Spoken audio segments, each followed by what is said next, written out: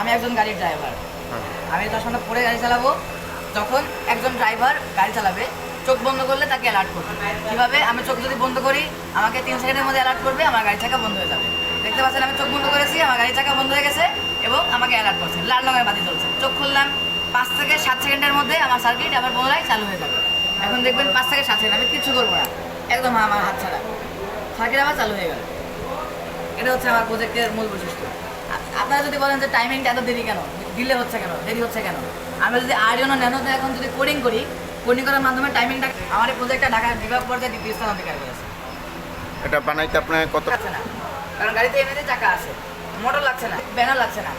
আমরা 1000 টাকার মধ্যে এরপর লাগছে আরডিনো ন্যানো। এই কয়টার মাধ্যমে আমরা উপস্থাপন করতে পারি সবার সামনে। আবার তুমি এক্সপ্লেনেশন করো।